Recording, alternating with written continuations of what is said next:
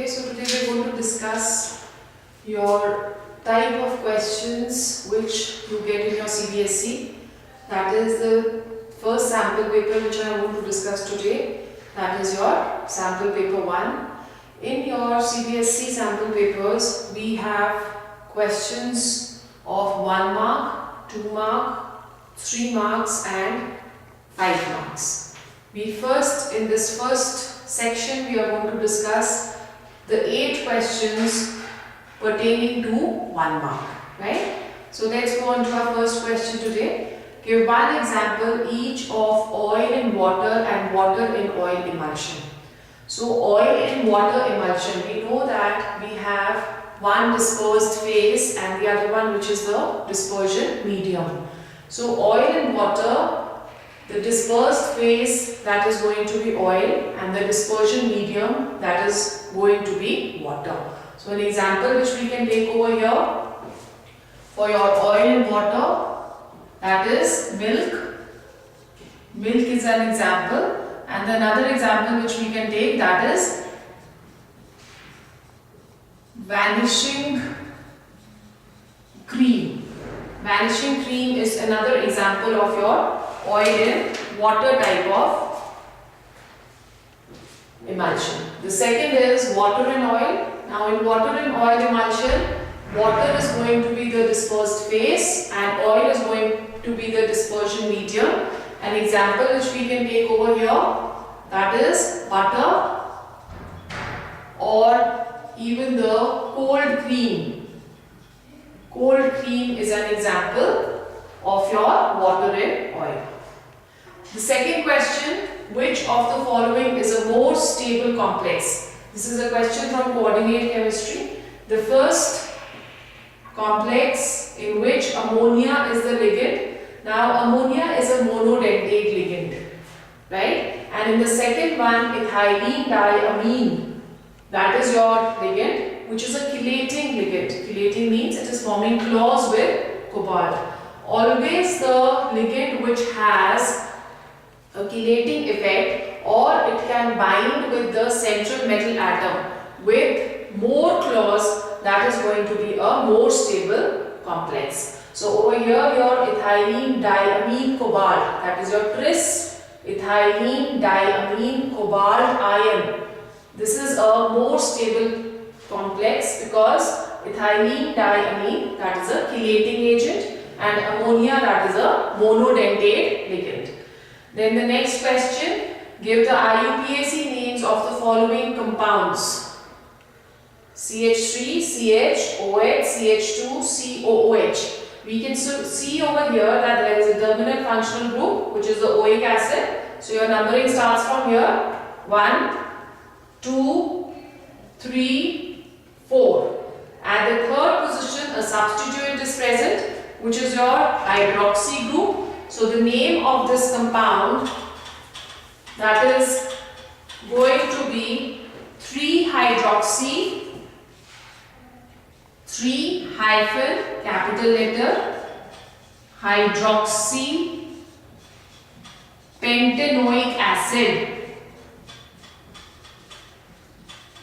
Pentanoic acid. COOH is the oic group, right? Then your next question, question number 4. Which reducing agent is employed to get copper from leached low-grade copper ore? Which reducing agent is employed to get copper from leached low-grade copper ore?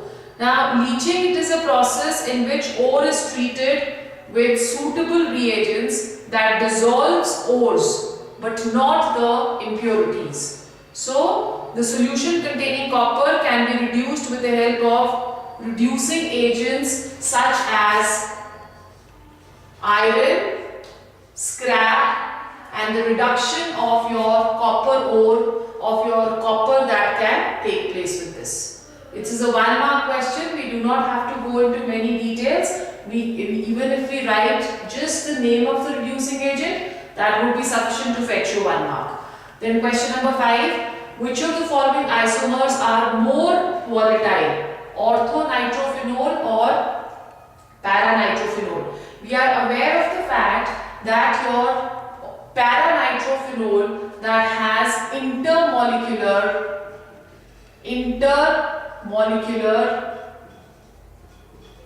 hydrogen bonding.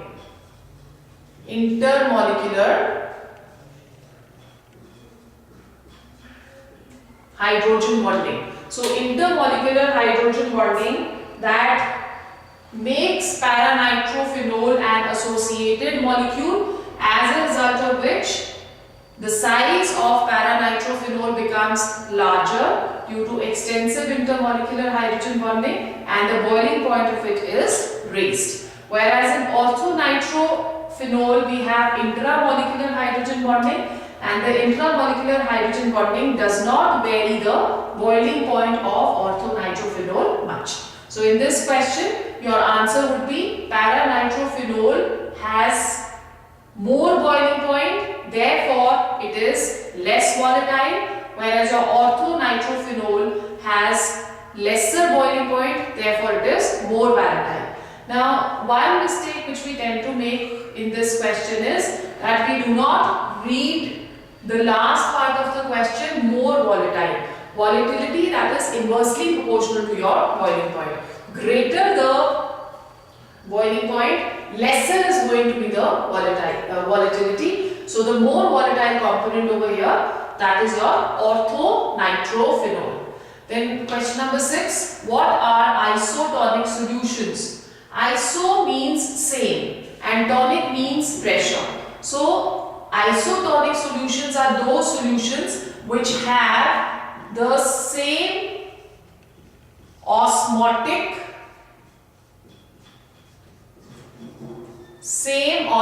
pressure.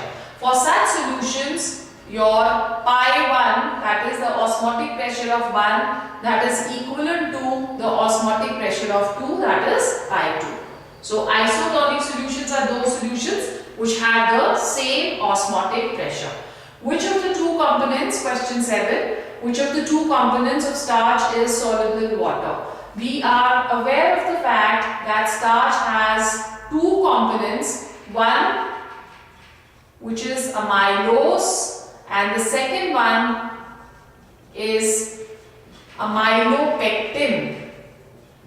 Amylose and amylopectin. Now amylopectin has a more extensive structure, as a result of which it does not dissolve in water. So the component of starch which is soluble in water is our amylose.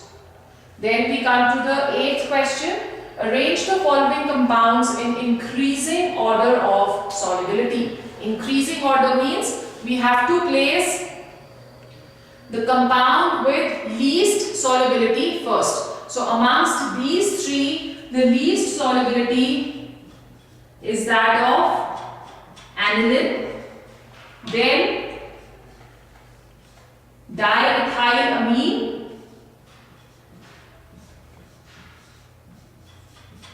and then your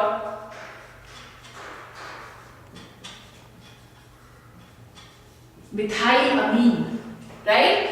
Let's see the reason as, your ethylamine. The reason behind this is again the hydrogen bonding. More extensive the hydrogen bonding, greater is going to be the boiling point.